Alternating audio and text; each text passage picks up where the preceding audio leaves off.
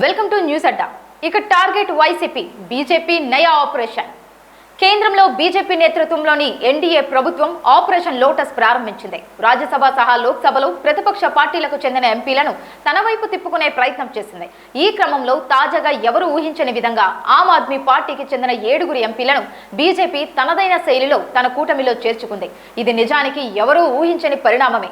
ప్రస్తుతం రాజ్యసభ సభ్యుడిగా ఉన్న రాఘవ్ చద్దా ఒక్కరే పార్టీ నుండి దూరం అవుతారని ఆప్ లెక్కలు వేసుకుంది. కానీ అనూహ్యంగా ఆయనతో పాటు 7 బీజేపీ లాగేసింది. ఒకవైపు ఈ వ్యవహారం ఢిల్లీని కుదిపేస్తుంటే మరోవైపు వైసీపీ విషయం కూడా తెర మీదకి వచ్చింది. వాస్తవానికి బీజేపీతో నేరుగా చేతులు కలపకపోయినా పరోక్షంగా మిత్రపక్షాలను మించిన మిత్రపక్షంగా వైసీపీ వ్యవహరిస్తోంది. అయినా కూడా వైసీపీ రాజ్యసభ సభ్యులపై బీజేపీ కన్నేసింది అన్నది ఓ ప్రముఖ ఆంగ్ల టీవీ ఛానల్లో సీనియర్ వ్యాఖ్యాత ఒకరు చెప్పుకొచ్చారు. తనకున్న సమాచారం మేరకు వైసీపీ నుంచి కూడా రాజ్యసభ సభ్యులను బీజేపీ తీసుకునే ప్రయత్నంలో ఉందన్నారు. అయితే అది ఇప్పుడా లేక కొంత ఆలస్యం అవుతుందా అనేది తనకు తెలియదని వ్యాఖ్యానించారు. గతంలో కూడా వైసీపీ నుంచి రాజ్యసభ సభ్యులను చేర్చుకునేందుకు బీజేపీ ప్రయత్నించింది అన్నది వాస్తవం. అయితే అప్పట్లో జగన్ చక్రం తిప్పి అడ్డుకున్నారు. కానీ ఇప్పుడు వైసీపీ రాజ్యసభ సభ్యుల్లో కీలకమైన వైవి సుబ్బారెడ్డి, ఆళ్ల అయోధ్య రామిరెడ్డి వంటి కీలక నేతలపై కేసులున్నాయి.